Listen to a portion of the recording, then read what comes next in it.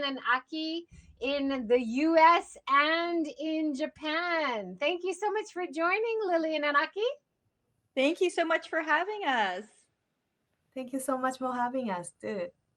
It's wonderful to have you join us this time, Aki. Last time we talked to Lillian, and then I did one of the unboxings on my own. So I was talking about you guys. But this time I have you both here together with me while I open up your amazing box, which is all vegan, plant-based, Shojin-Ryori.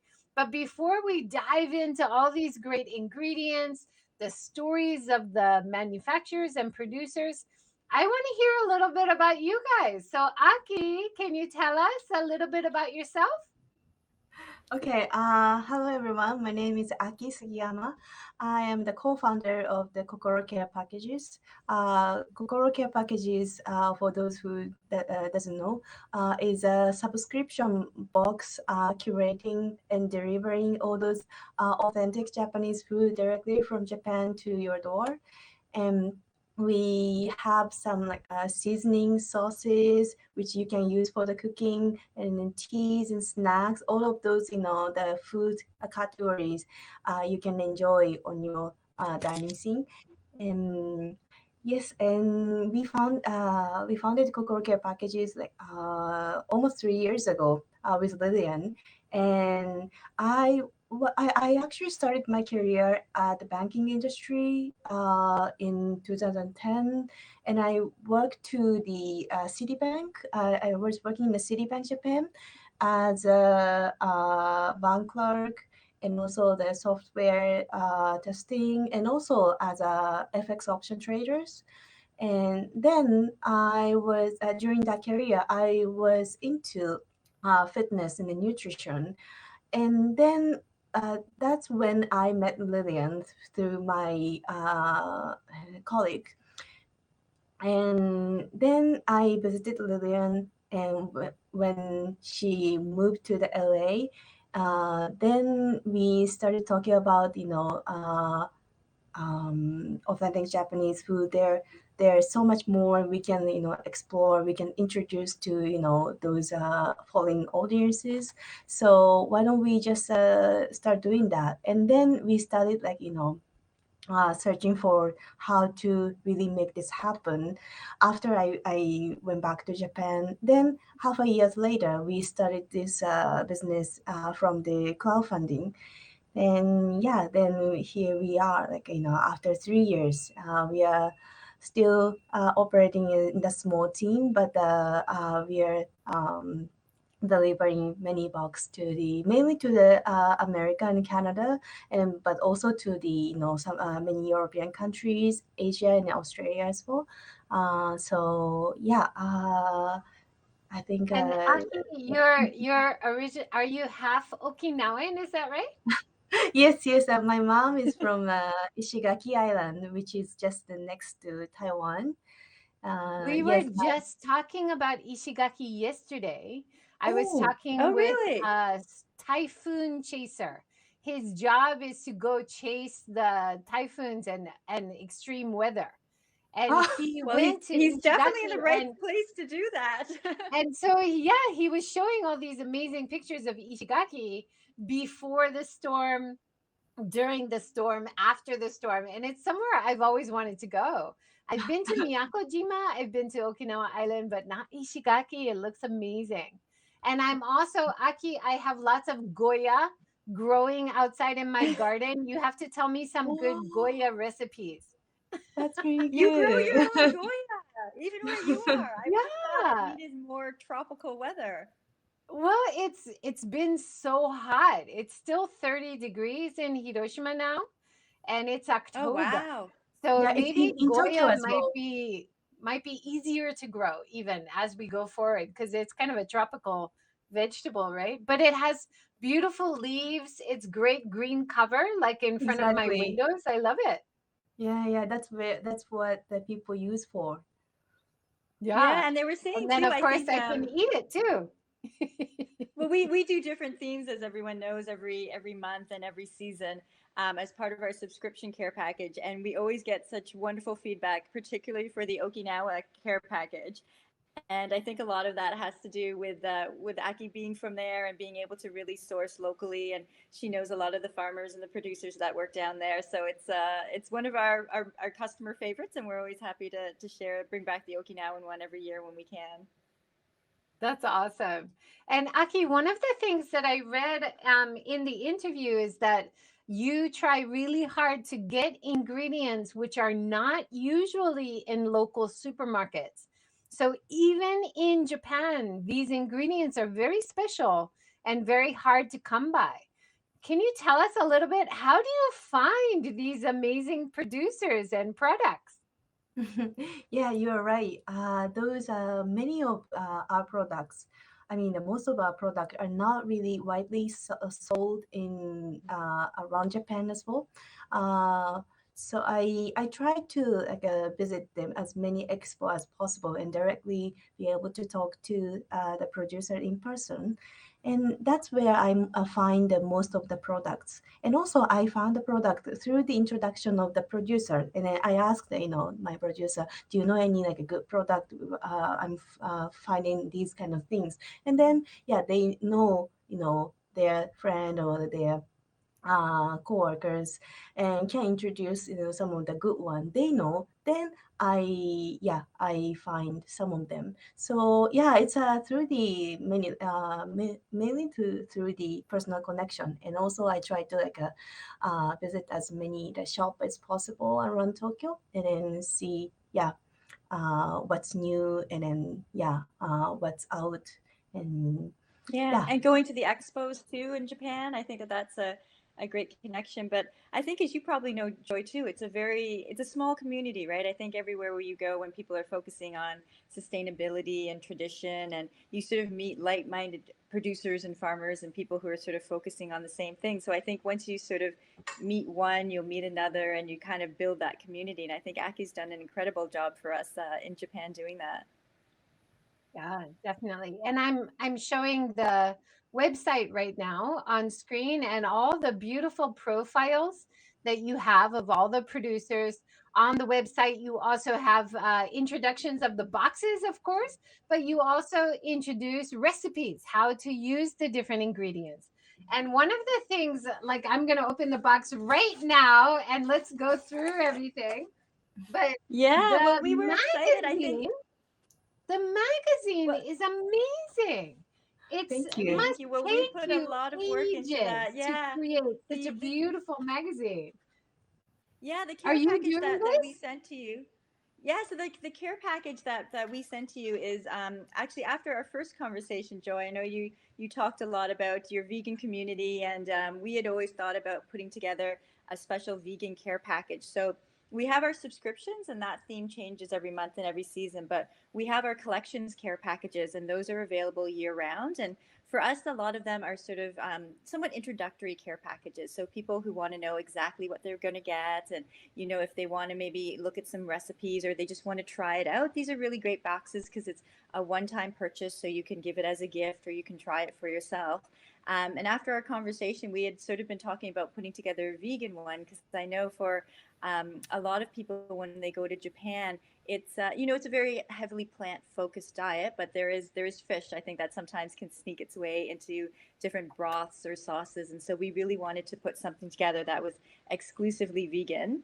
And I'm so glad that you pointed out our brochure because this is something that we really take a lot of pride in putting together every month. We really want to make our care packages as seamless and easy for people to use and to give them as much explanation because I think for a lot of people, when they hear about Japanese food, they know how healthy it is, they know how delicious it is, they know how dynamic it is.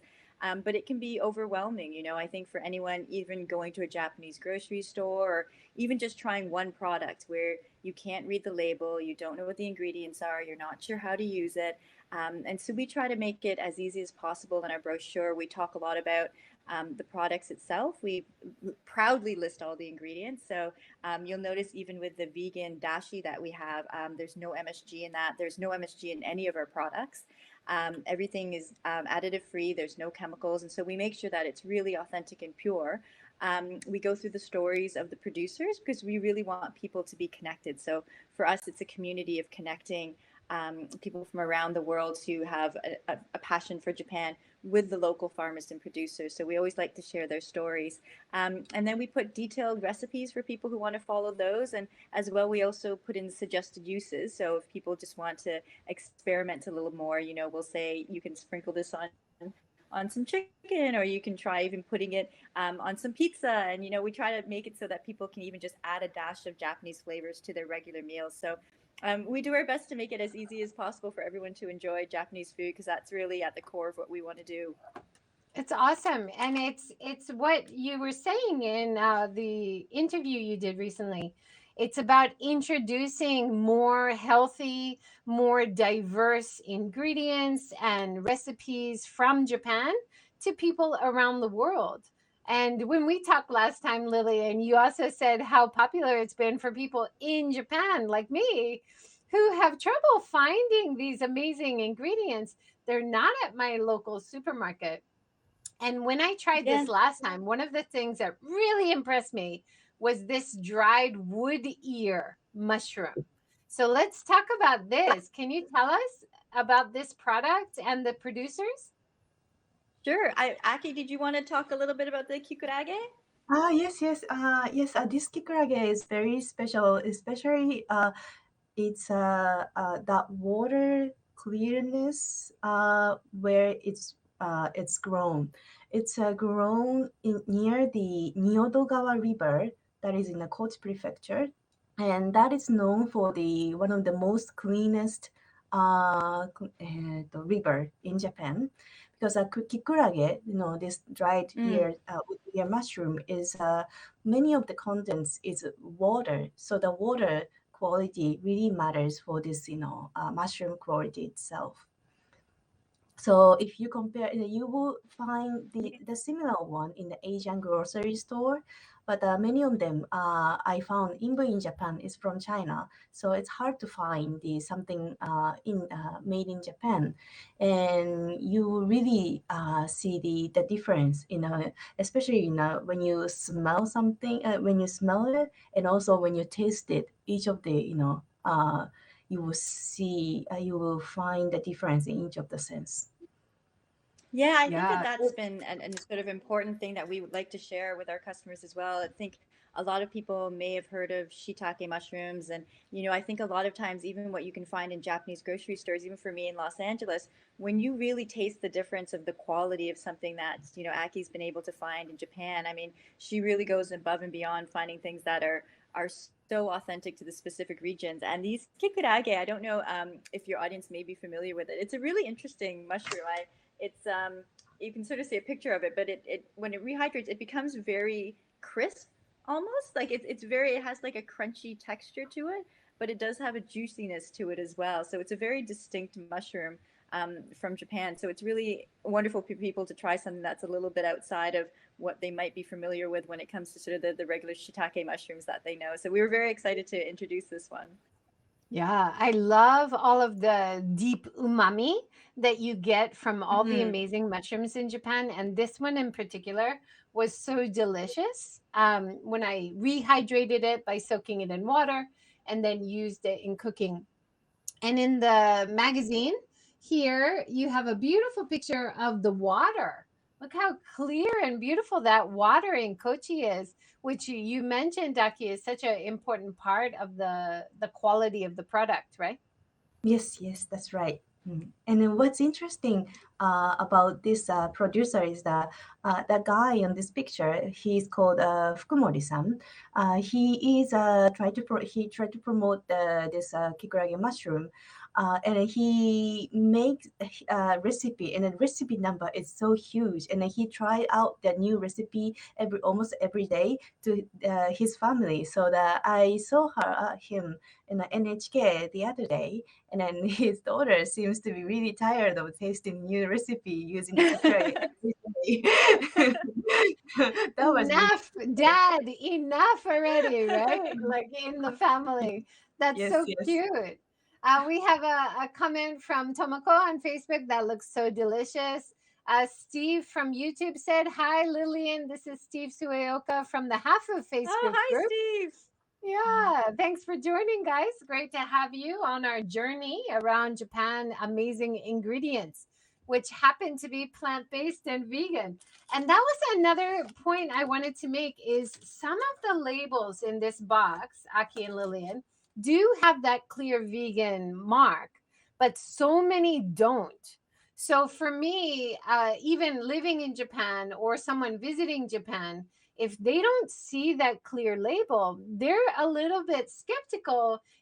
Does it have fish stock in it or dashi? So by curating this beautiful collection, you're doing such a great service for anyone who is really trying to follow the vegan plant-based diet, to find all of these great Yeah, I think even ingredients, which as we maybe talk they about sort just of don't have Kokoro the care label packages. yet, right? Sorry, Lillian, were you Yeah, saying well, we were something? even just for our products ourselves. We want everybody to be very comfortable with the fact that when they come to Kokoro Care Packages, they know that they're getting, as a baseline, very high quality products, no additives, no chemicals, no MSG, something that we've curated specifically. I mean, I think people who know me can attest that I'm quite particular about the foods that I eat, and I want to make sure that this is something that people feel very comfortable with. And especially when it comes to being a vegan, you're right. I think it can be a little bit difficult because I've heard stories of people, going into, a ramen shop and asking for ramen and being told that it's vegan.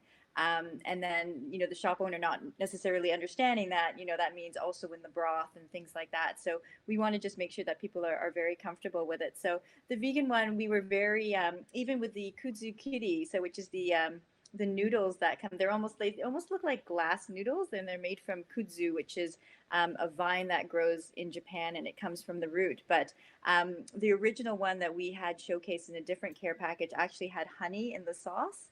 And so we know that some vegans, sometimes don't feel comfortable with honey. And so we made sure specifically that we could include one that didn't even have that. So we want to make sure that we're sort of very true to what people believe in terms of what they're looking for from their products. And That's even just so putting great together to the hear. theme, Yeah. And you can yeah, just well, feel we had that thought sense about, of confidence ordering from you yeah, guys. well, And that's true we of had the thought about, Shojin-Ryori word as well.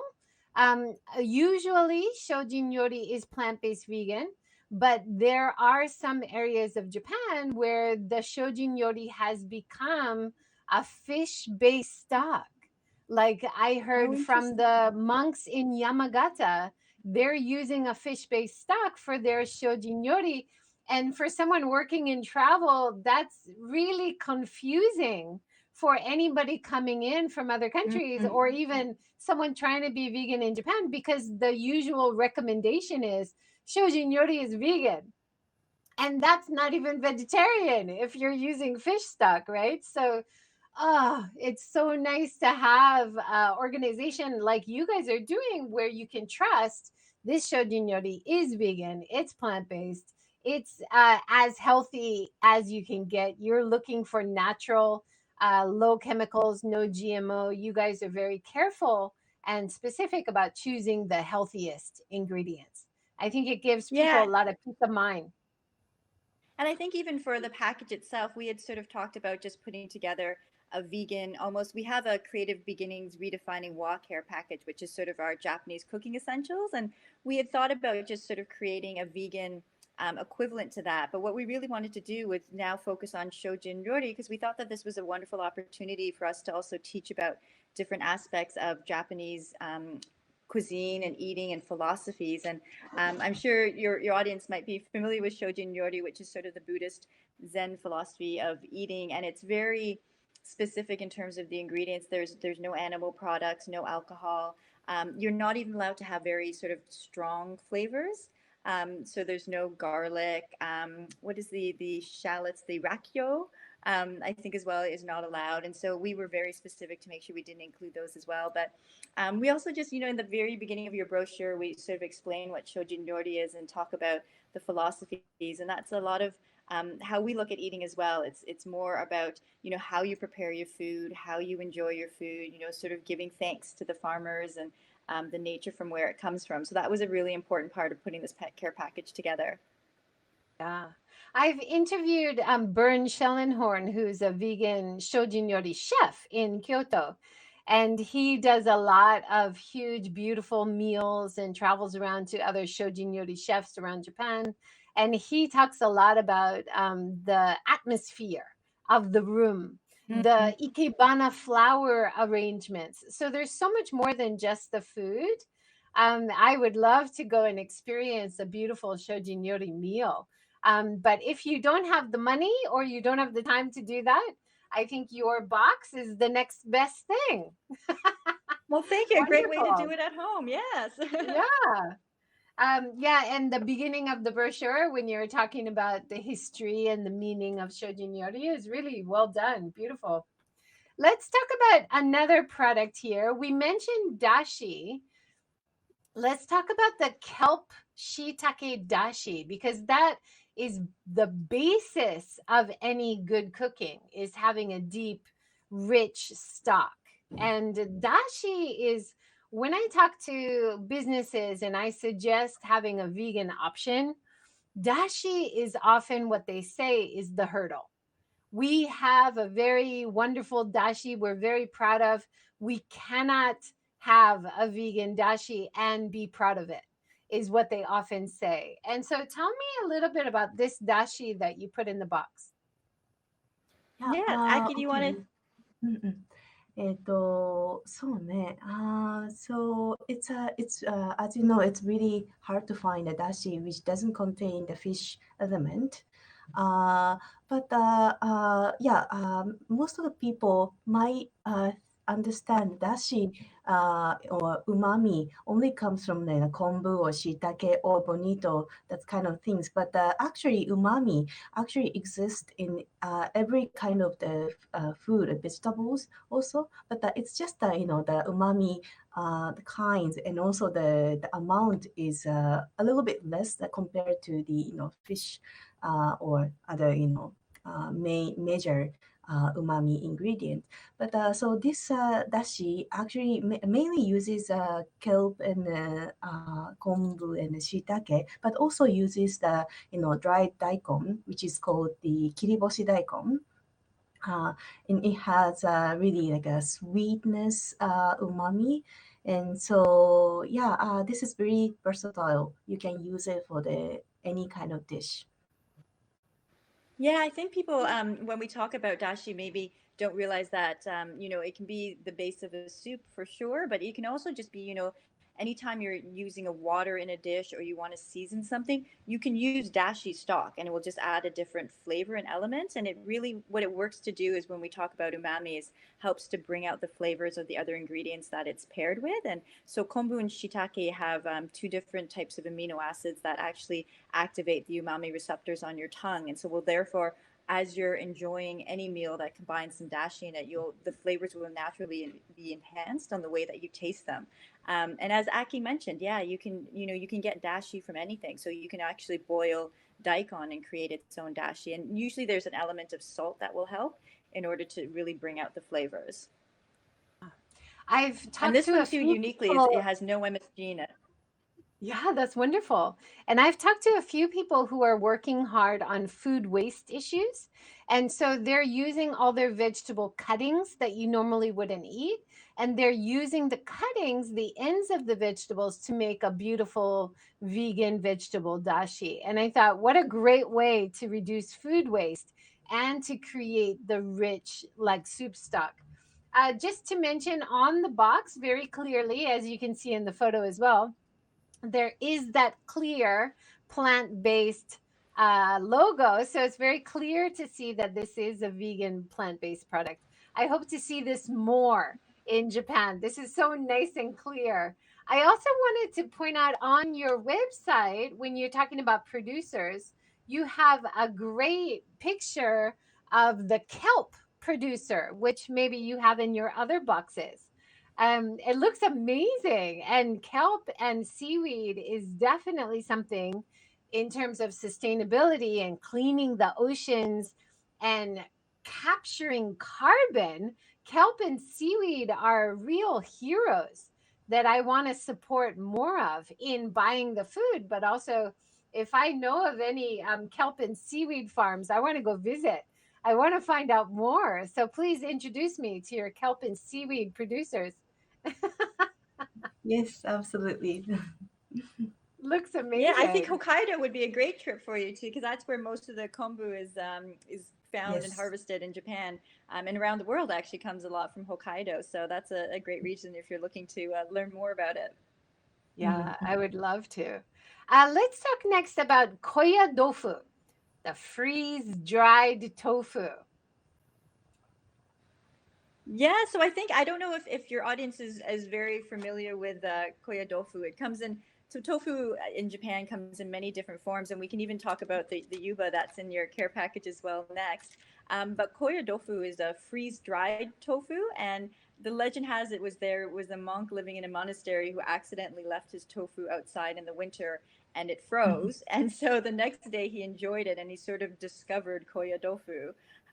But it has a really unique texture to it. When you rehydrate it, it almost becomes like sponge like, and so it really absorbs a lot of the juices.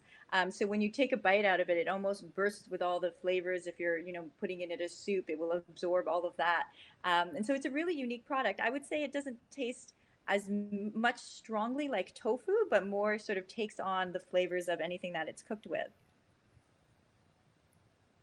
And I'm showing the pictures that you sent me from where it's produced. Is that in Nagano where they're growing the special soybeans that it's used? And it's so nice to see made in Japan soybeans. It's so unusual to have soybeans from Japan. Wonderful. Yeah, many of the domestic soybeans are raised in Hokkaido, but this one specifically uses the one from Nagano, so it was very unique. Yeah, but most of the soybeans actually used for the koyadofu can be from other country also. So the domestic one is, as you said, is hard to find.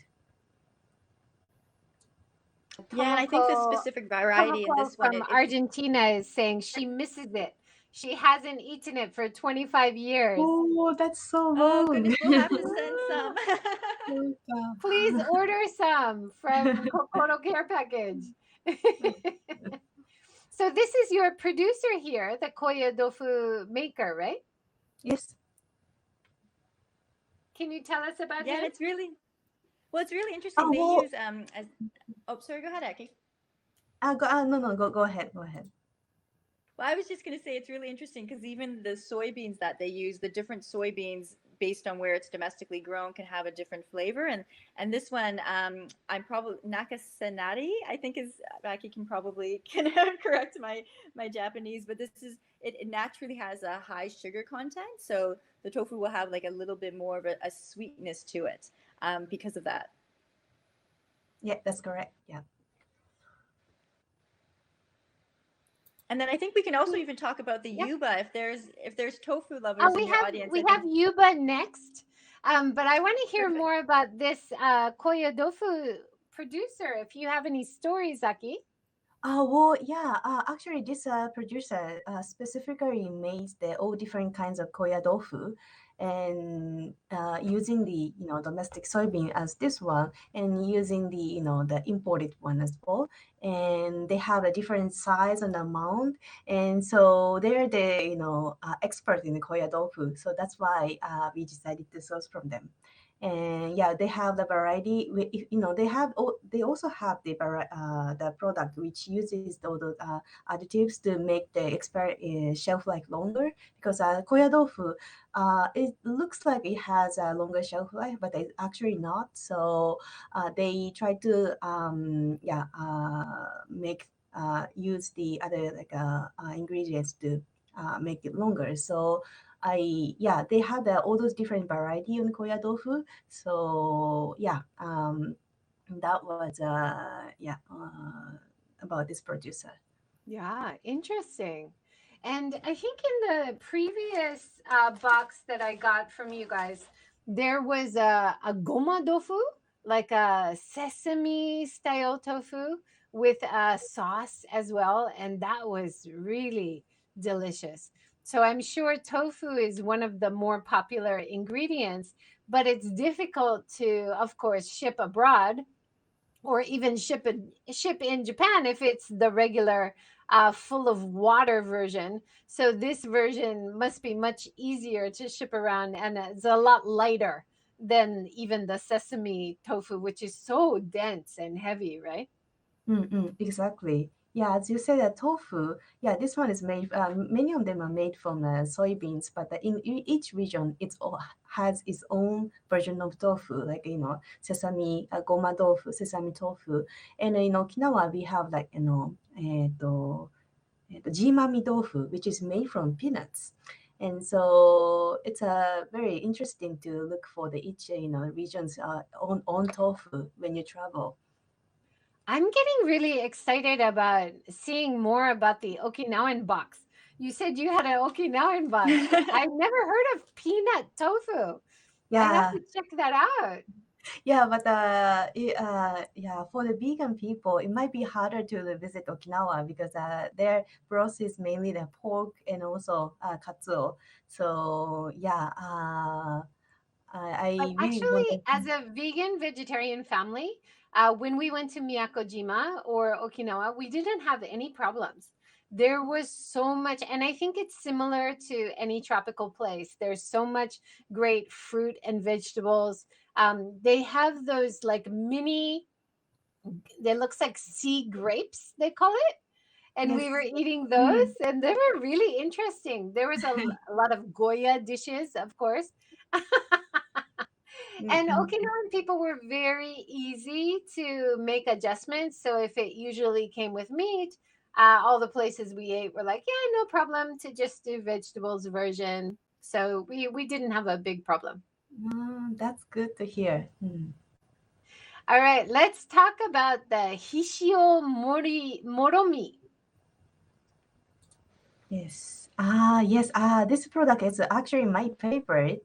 When I first tried it, I was so amazed by its umami contents, and also its taste is amazing. I mean, if you use it on just a boil or baked vegetables, it will like it becomes restaurant dish. That much this in sauce is awesome. Yeah, this is what I made. Actually, it's just salt. And I use the salt on the asparagus, and then just put this sauce. But it was really good. So delicious. And I had this in the Yeah, I last think box that for I people who got. might not know, Oh, and it went so fast in our house because we were using it on everything. Vegetables, we used it on tofu, and just on top of rice was also delicious. It's a beautiful, really delicious, deep umami flavor kind of sauce. I love this one. Mhm. yeah, I Lillian, think you for were people saying who might something? not know moromi, yeah, I was saying it's for those people who might not know moromi, it's almost like they call it a fermented mash is kind of the we struggle sometimes with translating things from Japanese to English because sometimes the English translation doesn't do it justice, but it's almost like the starter from where soy sauce and miso comes from, so it's got a similar sort of salty umami flavor. And then unique to this one, they also added eggplant and radish. So it's got a little bit more flavor from that. And then the soy sauce they've included, it's been aged in cedar barrels for 2 years. So it's really got a rich, like a very deep, rich flavor to it. Really reminded me of miso. Like I was surprised it didn't have Mm-hmm. miso in because it seemed very similar, like that deep, a little bit salty, but just so comforting. That kind of deep umami flavor. I love that. Thank you. All right, let's go to, you mentioned it before, Yuba. Let's Yeah. talk about I the have, yeah. the So, Yamashiroya Yuba. Yes, and yeah. Yuba. Go ahead. You want to start, Oh, no, Lillian? go ahead, Aki. Sorry. No, no, go ahead. Yeah, this one is from Kyoto, but Yuba, we have several like places that is famous for. One is Nikko, which is in Tochigi, and then the other is in Kyoto, and this one is from Kyoto. And Yamashiroya is actually very interesting company uh, who makes this kind of a unique but also very natural and a small packaged product, so which is very like suitable for our audiences too. And yeah, this is the tough skin. So when you boil and you get the when you Soy boil milk. the soy milk, yeah, soy milk, and you get the very like a thinner skin uh, um, on the surface, and then, yeah, you try to like put it, and it's usually eaten in raw. That is the best way to eat. But this one is dry. But if you hydrate it, you can, yeah, it gets soft, and then use it for to wrap something or using in the hot pot.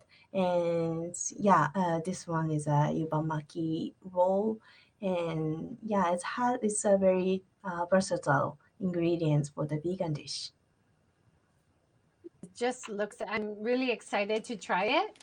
So it comes in the dried form. So again, very nice and light, easy to send around. That's awesome.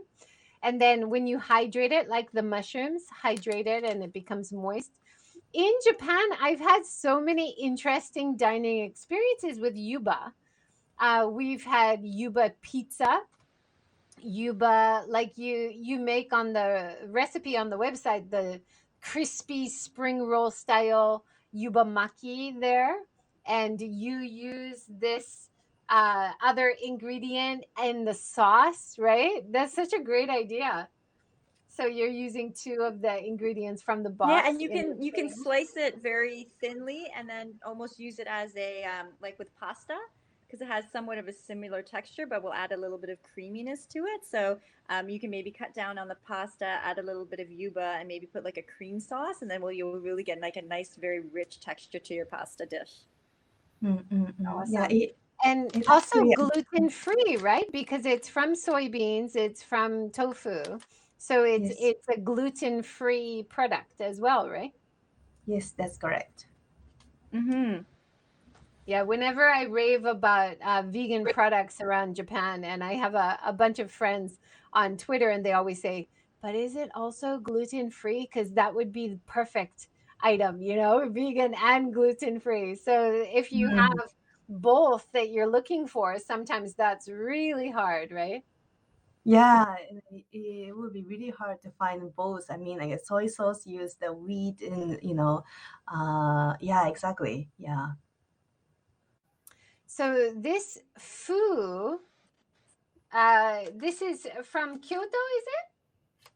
No, this is from yeah, this Yuba is from Kyoto. Yuba, Yes, that's sorry, correct. Mm. is from Kyoto. Yeah, nice.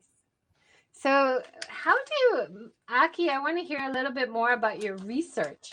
Are you get suggestions from other producers, but you must also be like reading newspaper articles or magazines or searching the internet to find some of these producers. Is that right? Yes, that's correct. Yeah. So you have to have your ear to the grindstone, finding all these great producers, right? Exactly, and then you can really know when you can find the really good one. This when you are searching for specific, product for the specific theme, you might not be able to find a good one. But I keep searching so that I always, find a good. When find a good one, I always think of, what could be the theme that it can this can product can be features on, and then I try to accumulate all those good finding along the way, and so that I make it easier to curate as the theme changes in the future. So yeah. Yeah, wonderful. Yeah, and We we also like to think of it as a partnership with our farmers and producers. And so a lot of times, yeah, as Aki mentioned, when we find a producer that maybe has a wide variety of different products, we like to try out their different products and sort of support them more than just once. You know, we like to showcase their products as often as possible. And I think it's an interesting way for our community members to get to know the producers when, you know, we can feature either if it's one producer that, you know, specializes in soybeans but has many different soy-based products, we can sort of show the versatility of that, or we can go to a different producer who has a wide variety of different products and sort of show around the region, you know, depending on the season. Because a lot of our products are only available for the season. I think one of the I guess good problems we have sometimes is people will see one of the past care packages and ask, hey, can we get it this month? And for our subscriptions, once they're gone, they're gone. And a lot of it is because we only want to order what we need for that month. So that's part of the not wasting. We don't want to order more and then have inventory that goes to waste in case we don't sell as many boxes as we as intended. We also want to make sure, because a lot of them are small batch producers, that they know exactly how much they need to produce. And so we don't want to overwhelm them in any way. But we also just want to make sure that, you know, we can sort of showcase around the region, you know, if it's yuzu season, so a lot of them will have just yuzu products for the fall. Or if it's sakura season, they will only have those sakura products around springtime. And so once our packages are gone for the season, it's not because, you know, we're sort of keeping it a secret, but it's because a lot of times that the foods are so seasonal that they don't have enough production when it's off season. Yeah, good point. It's a lot more complex to run this kind of business than I'm sure we imagine. It's not just going to a local supermarket and putting a bunch of products into a basket and then sending it in a box. It's very complicated. And like I mentioned before, you guys are also introducing lots of great stories about all the producers, making this beautiful magazine, doing all your social media. There is a lot of work you guys are doing. Really Thank you for appreciate it. understanding that aspect. Yeah. It's really hard for someone to, actually, understand that aspect. As you said, it's really, really complex, you know, to fit it, whether that is fit in the box, fit in the budget, you know, the expiry date is okay, and, you know, we haven't featured it recently yet, or those kind of things combined. Yeah, you're trying to deliver, you know, the every month as best as that we could. You're doing a great job. Keep it up. Thank you. I hope you can continue for a long time. I also want to mention that although the packages, of course, like everything in Japan, are packaged in plastic, you guys are making such a great effort to pack the box without plastic. And as someone who's trying really hard in Japan to avoid plastic, I appreciate that so much. So that's another small point I would like to point out. You're doing a great job. Not much plastic packaging. It's hard to do. I appreciate that. Well, it's right, interesting. Even with the box itself, we had sort of thought about, you know, coming up with a different box that was maybe glossier and shinier and all of that. But when we sort of thought about it, it kind of, the box almost represents a little bit of the naturalness that we're sort of showcasing in our products. And so we thought, you know what, the box that we use is kind of great. You know, like, it's not flashy. We're not flashy. You know, we're just trying to bring you some good natural foods. And so I think the box itself actually does in some ways represent our brand too. Definitely. The box itself, the packaging itself, I reuse it all. When I'll keep this one for Christmas presents. I'll be sending in a couple months, or, you know, like, it's very easy. It's an origami style. So it's very easy to open carefully and then be able to reuse it. So I appreciate all of that. You're doing great. Let's talk about the kuzukiri. Yes, this is also another my favorite. I love the texture of it. It's become, you know, chewy. So it's like a mochi mochi kind of texture. And you can only enjoy it in this noodle, not in other noodle. And also, you know, when it comes to kuzu, you know, kuzu, if that's a kuzu powder, it's actually the starch, but the honkuzu, that is literally translated as a true kuzu. It specifically uses the true kuzuko kuzu powder. So this one has that kuzu real kuzu powder in it, so it makes those texture even more chewier. think there might be some people that don't know what kuzu Yeah, and it's is. quite a versatile ingredient too, because I think Is it a vegetable? It's a it's a root of type the of vine, I think. vine. Kind of root. Yeah, it's a type of vine, and so they actually use the root to make the kudzu. Yeah, Kuzu starch made from a and the climbing noodles vine themselves, which grows the noodles native in themselves are really Japan. quite. Yeah, and the noodles themselves are quite versatile. So as I think you were showing some of the pictures, you can use it in a hot pot, or you can drizzle on a little bit of, I'm Canadian, so I'm allowed to say maple syrup on it to add a little bit of sweetness. So it can be made as a dessert. It can be made into something a little bit more hearty in a hot pot. So it's quite a versatile ingredient. Yeah, wonderful. Yeah, I in a can't. Other Japanese dish, you can find the kuzu like in a wagashi Japanese sweets. A kuzu mochi, which is like a really chewy, sweet mochi using the kuzu powder.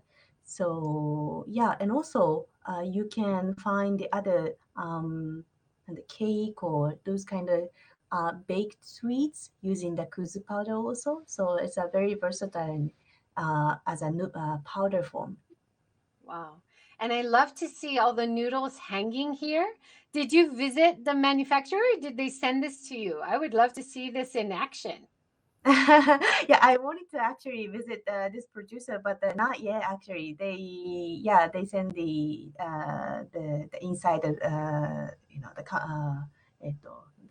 工場 Factory. factory. Yeah. Yeah.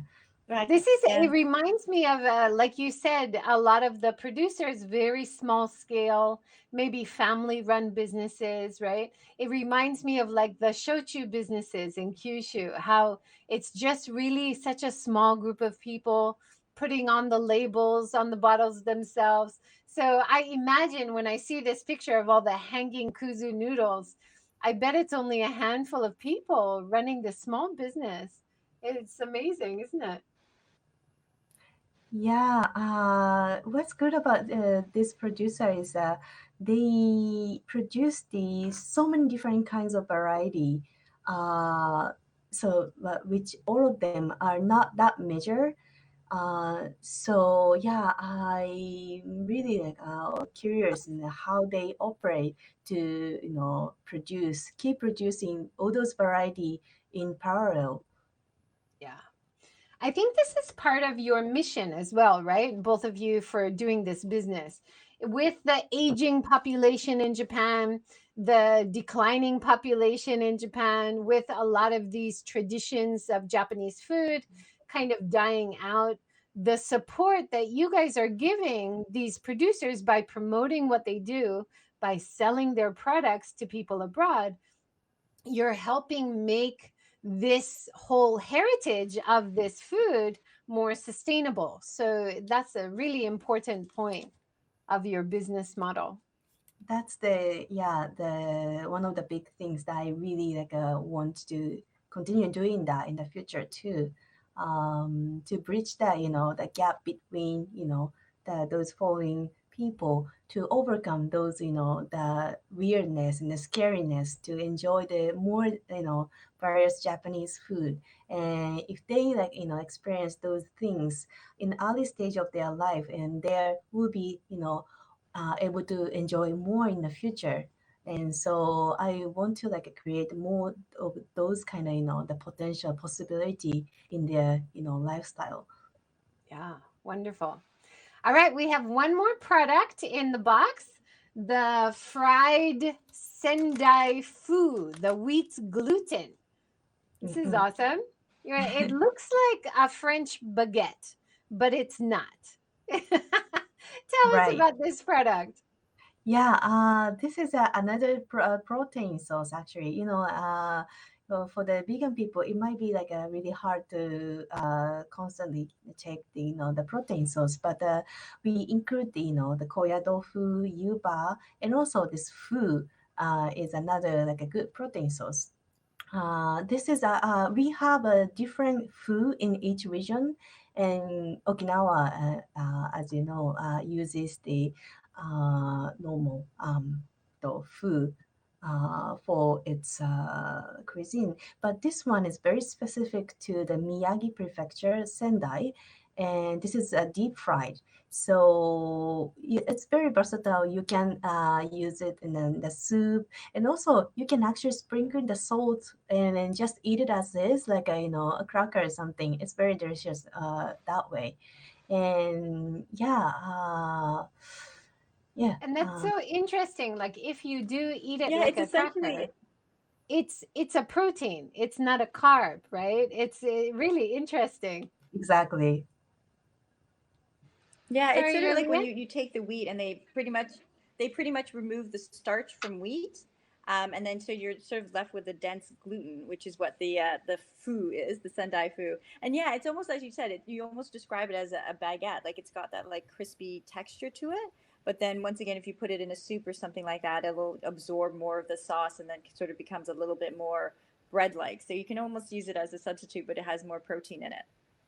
Yeah. I think this is probably the number one question I'm always asked. Like, as a vegan vegetarian family, how do you get enough protein? And definitely, if you look at your diet as a vegan vegetarian, you're getting more than enough.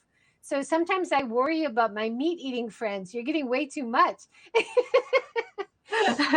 Well, it definitely helps you feel more full if you eat meals which have protein. So that's another complaint when people eat vegan vegetarian and they feel hungry soon after. Well, that's probably because they didn't have enough protein in that meal, right? So mm, when you add this to miso soup, or you add it like in the picture, it looks like a curry or a stew. It really adds that extra level of fullness, which I think you're going for. Being a vegan doesn't mean you want to be on a diet all the time, right? You want to exactly. feel satisfied. Exactly. Uh, we have some comments. Pablo's joined from Los Angeles. Thanks for joining. Anthony from Galax City. And Kat says, as a vegan, a lover of Japan, a lover of Shojin-Ryori, and a former resident of Japan, I think this is amazing. I'm so hungry and so missing Japan watching this presentation. I see that Fu has the Veggie Project stamp. I've been helping them for many years. Wonderful. Yeah, we were just talking about the stamp, the lack of the labels, and how when you have the label, it's so important and it gives the vegan user who's looking for the products so much more comfort that this might actually be vegan, right? Because even if you can read Japanese, reading through the ingredients, it's really hard to tell, but is that all the ingredients?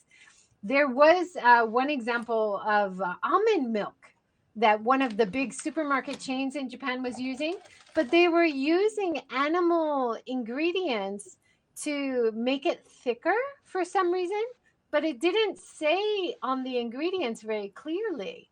And you wouldn't expect almond milk to not be vegan. So I think there's a lot of skepticism and a lot of people a bit worried about what to buy. So definitely when you see the label, that really helps a lot. And when you have curators like you guys that you trust, that also really helps a lot. Yeah, Thank thank you you. for the comments, Kat. And Kat says nobody ever died of protein deficiency. Good point.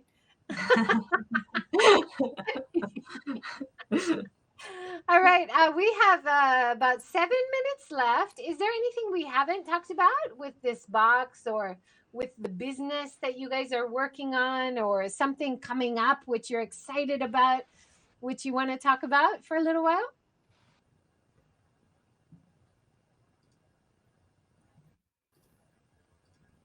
Lillian, Aki?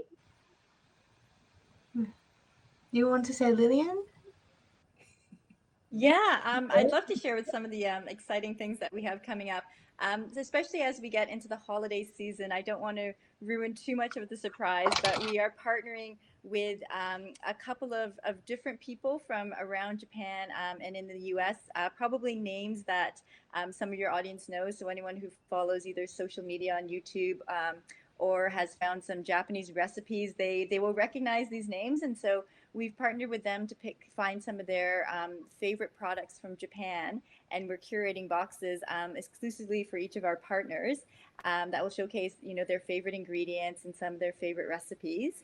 And as well as we get into the holiday season, we are putting together a baking care package. So this is going to include a lot of ingredients for the holidays that people can use to put together, cookies or cakes, and learn to bake with some of the different Japanese ingredients, whether it be, kinako, which is the soybean powder. We've got matcha powder that we're going to be including. There's going to be agar, which is sort of the gelatin that people can use. And we're going to have a ton of new recipes that people can try as well. So that's all coming for the holidays, and we're really excited to share that with your audience. That's awesome. I'm sharing your Pinterest page right now. That's another thing I'd love to mention is how beautiful all the photos are that you're using on your social media. Is that you, Aki? Good job. Many of them, yeah, taken by me. That is Aki, our in-house photographer. It's not easy to take good food photos. You do it really well. Well, thank you. I try to improve as much as I can, but yeah, there are so many, complexity and then so many, things that you need to work on to make it work. Yeah. Sometimes you need extra lighting. Sometimes you Yeah. need, like you're using the beautiful tatami underneath or a bamboo bowl or, putting it with nature. You're doing such a beautiful job. I love it. Oh, thank you for noticing such a, small aspect of what I do. That's really, what I feel so grateful for. I don't think it's small. I think in terms of branding, the image is huge. It's a huge part of what you guys are doing. So yeah, great job. Are you also doing all the recipes? Are you both working on the different recipes that you introduced? Well, yeah, Yeah, yeah, I I think really people do. sometimes are surprised on how much work goes into it. It is a very small team, and we do every month we end up putting together all the recipes, taking the photos, doing all the translations, writing all the stories, and obviously, curating all the products. So it's a labor of love, but we do have a small and growing team.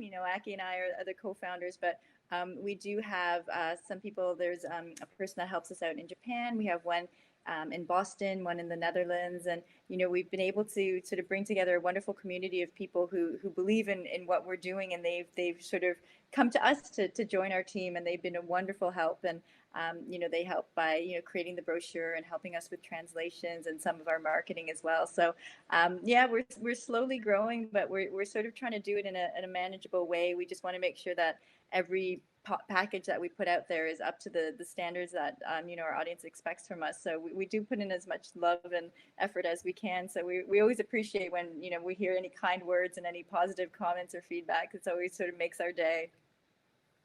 Oh, it's awesome. Yeah, keeping up with all the different social media channels as well as running a really beautiful website, keeping all your stories of producers updated, going back and forth with the producers, of course, putting your boxes together and then going back and forth with customers. There's a lot of work and run by female founders. I hope people appreciate how unusual this is. And respect both of you. You come from different backgrounds. Both of you came from the finance sector, right? We did, yeah. How is it switching Yeah, to retail and customer service all of a sudden? I think for both of us, I mean, we both spent, almost a decade in finance, and I think there's a lot of skills that we took from that. But I think, we just really wanted to do something that we were passionate about. And, I think working in finance, I mean, it can be a stressful job, and the pay is obviously great, and it's more reliable, but this is just something that we love. And so they always kind of joke that you're willing to work 24 hours a day for something that you love to avoid working 8 hours a day. And I think we kind of feel that way about our business. because Aki and I are on almost different time zones. We feel almost like, we're kind of are working 24 hours a day, but it's something that we love, and we just love sharing it with our audience. And, I, living in Los Angeles, I actually get the care packages the same time everybody else does. And so it's really a treat for me because I almost get to open it as a customer, and it's, I get to see sort of the efforts that we put into it. And so we're just honored to be able to support the local Japanese farmers and producers and showcase their products, products that maybe come from a small village in Japan that people haven't visited or never heard of. We have that opportunity to sort of share their story. So we just kind of feel like we're the middlemen, but it's such an honor for us to be able to do that for our producers and for our community. That's wonderful. Now, Aki, you are on the Japan side, and Lillian, you are on the US side. Have you done any collaborations like Lillian with people in Japantown? Maybe want to promote one of your boxes, or Aki, like Kinokuniya supermarket or one of the supermarket chains, which are more high end? I could see them helping you in promoting it on both sides. That would be an interesting development in your company. But at the moment, you're finding enough business just running it yourself? We are. I mean, I think we've been lucky, especially in the United States. There's been wonderful support through the different Japanese American societies. We've partnered, as you mentioned, Los Angeles. There's the Japanese American Community Center that we've worked with. And, in this global world that we're in, we've been able to connect with different people who are passionate, whether it be, bloggers or people who have Japanese people living outside of Japan who have cooking classes that they host online. But, we're always open to partnerships. So if anyone wants to sort of knock on Muji's door, if there's anyone else who'd like to work with us, I mean, we're always happy. As we said, for us, it's just about sharing the stories and sharing the food. So for as many people who love these products, we want to make sure that they're able to get a care package in their homes. That's wonderful. Well, thank you both so much for joining and sharing your insights. And I am going to enjoy this Shojin-Ryori care package so much this week. And my family will thank you as well. Thank Thank you. you so much. Joy. It's been such a pleasure. Thank you. We very much appreciate everyone's time, and thank you for everyone who joined us today. We hope we were able to share a little bit of our world in Japan with you, and thank you again. We hope to talk with your audience again soon. Thank you, Joy. Thank you. And thank you, everybody, for joining. We had some great comments and questions today. If you want to find out more about the Shojin-Ryori box and the other boxes, have a look at Kokoro Cares. Is it kokorocares.com? KOKOROCARES.com. And you can also find them on lots of social media, Pinterest, Twitter, Instagram, Facebook, YouTube. Do you have any YouTube? No, I'm sure that'll be in the works at some point. We'll probably, we get a lot of requests to sort of put our videos into action. So we might have to start a YouTube channel as well as soon as we find another moment in our days. Yeah, when you have a little bit more time. Aki, I would love to see you go and visit all the producers and do interviews and video from the production phase, or you guys doing recipes and sharing those videos. So I think there's a lot of potential to move more into YouTube as well. Yes, that's on my list for sure. Wonderful. Our ever-growing list. You're doing more than enough, but there's always room for growth, right? Exactly. We agree. Yeah. Thank you, everybody. Have a great day. Have a wonderful weekend. Thank you so much, Lillian and Aki. Thanks so much. Thank you. Thank you for having us. Bye-bye. Bye.